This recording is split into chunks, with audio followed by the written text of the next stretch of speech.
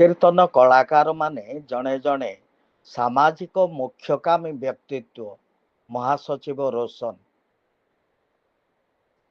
ସ୍ଥାନୀୟ ବ୍ରହ୍ମପୁର ସହର ଉପକଣ୍ଠସ୍ଥିତ ଲୋଚାପଡ଼ା ବଡ଼ସାହି ଭାଗବତ ଟୁଙ୍ଗି ପରିସରରେ ପବିତ୍ର ରାମନବମୀ ଅବସରରେ ରଘୁନାଥ ସଂକୀର୍ତ୍ତନ ମଣ୍ଡଳୀ ଦ୍ୱାରା ଅନୁଷ୍ଠିତ ନାମ ସଂକୀର୍ତ୍ତନ ଉଦ୍ଯାପନ ଉତ୍ସବରେ ନିଖିଳ ଓଡ଼ିଶା ବରିଷ୍ଠ କଳାକାର ମହାସଂଘ ମହାସଚିବ ସୁଭାଷ ଚନ୍ଦ୍ର ସାହୁ ରୋଶନ ମୁଖ୍ୟ ଅତିଥି ଭାବେ ଯୋଗଦେଇ ସଂକୀର୍ତ୍ତନ କଳାକାରମାନେ ଜଣେ ଜଣେ ସାମାଜିକ ମୁଖ୍ୟକାମୀ ବ୍ୟକ୍ତିତ୍ୱ ହେତୁ ସେମାନେ ସାଧୁବାଦାରହ ବୋଲି ମତବ୍ୟକ୍ତ କରିଥିଲେ।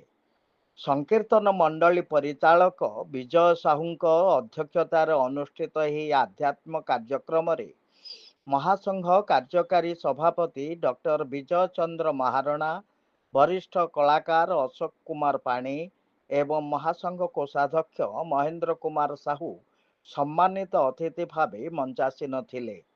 ଏହି ଅବସରରେ Sarbashri Maheswar Pani, Rohit Kumar Padhi, Dandapani Das, D Santosh Kumar Patra, D Trinath Patra, Babula Jena, L Kodanda Achari, P Trinath Das, D Chaitanya Patra, Bidyashree Sahu ପ୍ରମୁଖ ସଂକୀର୍ତ୍ତନ କଳାକାରମାନଙ୍କୁ ମହାସଂଘ ପକ୍ଷରୁ ସମ୍ବର୍ଦ୍ଧିତ କରାଯାଇଥିଲା।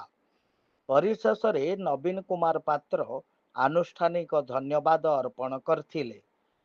ମଞ୍ଚଜ୍ୟୋତି ନ୍ୟୁଜ ତରଫରୁ ସୁଭାଷ ଚନ୍ଦ୍ର ସାହୁ ରୋଶନଙ୍କ ରିପୋର୍ଟ।